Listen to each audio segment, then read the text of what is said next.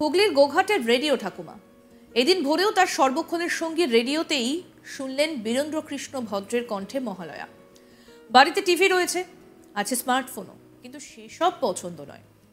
তাই ঘড়ির কাঁটায় ভোর 4টে বাজতেই গোঘাট বাসস্ট্যান্ড চত্বরের ছোট্ট মাটির বাড়িতে বেজে উঠল বীরেন্দ্রকৃষ্ণ ভদ্রের কণ্ঠে ভোরের আগমনী। বছরভর টেকনোলজির প্রাচুর্যে রেডিও সেটের কথা মনেই থাকে না বেশিরভাগ আমবাঙালির। সেই রেডিওই সময় সরণি বেয়ে মহালয়ায় ফিরিয়ে দিল হারানো স্মৃতি।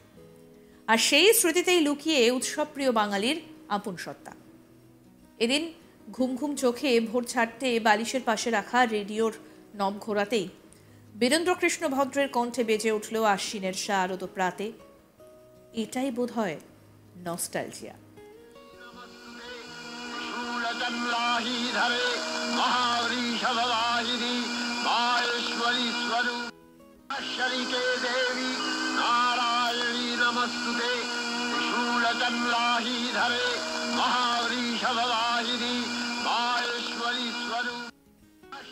গোঘাট বাসস্ট্যান্ডের 75 বছর বয়সী বেহুলা কুয়েল, ছিপছিপে চেহারা, মাটির ঘর ভগ্ন প্রায়, ফুটি ফাটা দেওয়াল।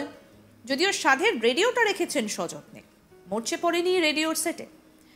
তেমনই অভ্যেস বদলায়নি 75-এর রেডিও ঠাকুমার। এদিন ভোরেও মাটির দাওয়ায় বসে রেডিওতে শুনলেন মহালয়া। বাড়িতে টিভি রয়েছে, স্মার্টফোন আছে, কিন্তু সেসব পছন্দ নয়। তাই ঘড়ির কাঁটায় ভোর 4টে বাজতেই গোঘাট বাসস্ট্যান্ড চত্বরের ছোট্ট মাটির বাড়িতে বেজে উঠল বীরেন্দ্রকৃষ্ণ ভদ্রের কণ্ঠে ভোরের আগমনী। কি বলছেন বেহুলা কুয়েল, শুনব। আমি রেডিও শুনি, টিভি ফিভি আমি দেখিনি। ভালো রেডিও শুনতে ভালো লাগে? রেডিও শুনতে ভালো লাগে আমাকে।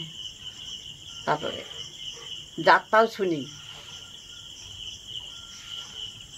নাটক দেয় শুক্রবারে 8টায়, সেগুলোও শুনি আমি। মহালয়া রেডিওতেই শুনছেন?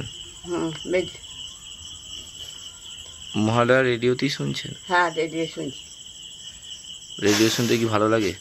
হ্যাঁ, রেডিও শুনতে ভালো লাগে আমাকে খুব।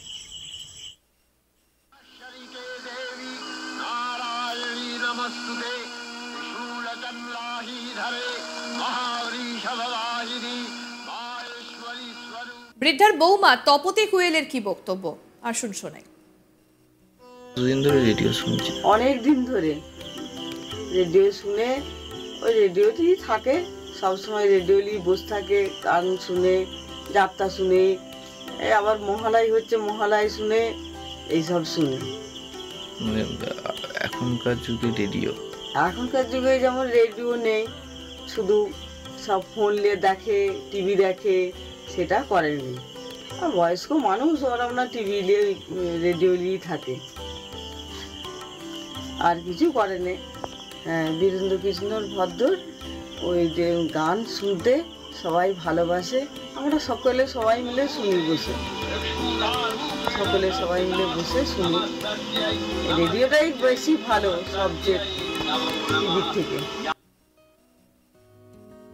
আমাদের প্রতিনিধি ভোলানাথ সাহা কি প্রতিবেদন তুলে ধরলেন, শোনাবো। আজকে শুভ মহালয়া, আজকে দিন থেকেই দেবী পক্ষের আগমন।